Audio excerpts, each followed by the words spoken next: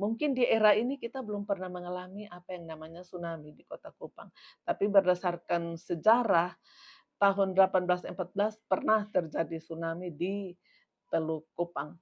Nah, kita punya potensi juga patahan di depan, eee, Pulau Timur ini, patahan Semau namanya, dan itu kalau terjadi gempa bumi besar dan dia patahannya vertikal, berpotensi terjadi tsunami lokal, tsunami dekat, itu.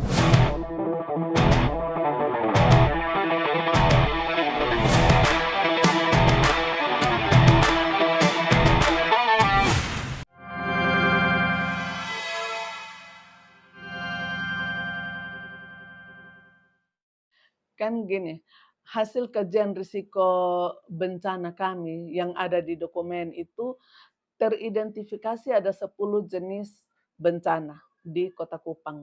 Itu berdasarkan pengalaman pernah terjadi dan potensi yang akan terjadi.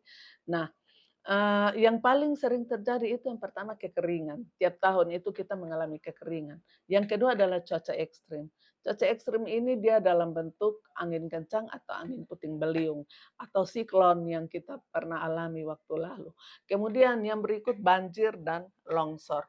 Lalu ada gempa, ada tsunami, ada kebakaran hutan dan lahan, kemudian gelombang ekstrim dan abrasi pantai, kemudian kita juga punya, bencana non alam yaitu zoonosis, atau kita sekarang kan dalam status siaga darurat rabies.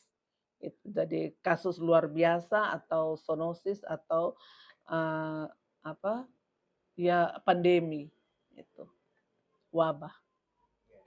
Nah, Eee, kalau terkait dengan wilayah-wilayah yang rawan, secara keseluruhan Kota Kupang rawan bencana untuk 10 jenis itu, tapi nanti dipilah lagi misalnya kalau gelombang ekstrim abrasi pantai atau tsunami pasti paling rawan di pesisir, itu. Lalu, kalau gempa bumi keseluruhan, kami sedang bersama-sama dengan BMKG melakukan, pemetaan mikrosonasi, jadi diperkecil lagi lokasinya, eee, ter meng apa, mengambil data terkait dengan jenis-jenis tanah yang ada di, Kota Kupang ini dan ketahanannya terhadap bencana gempa bumi jika terjadi, yang berdampak pada kerusakan bangunan yang ada di sekitar lokasi tersebut.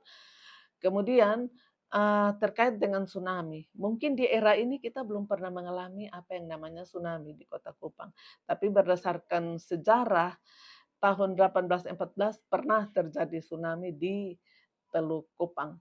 Nah, kita punya potensi juga patahan di depan, eee, Pulau Timur ini, patahan Semau namanya, dan itu kalau terjadi gempa bumi besar dan dia patahannya vertikal, berpotensi terjadi tsunami lokal, tsunami dekat, itu. Nah, kemudian terkait dengan banjir dan longsor.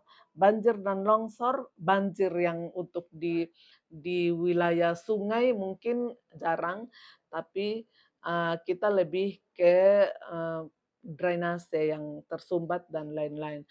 Kalau longsor, kita punya beberapa bantaran.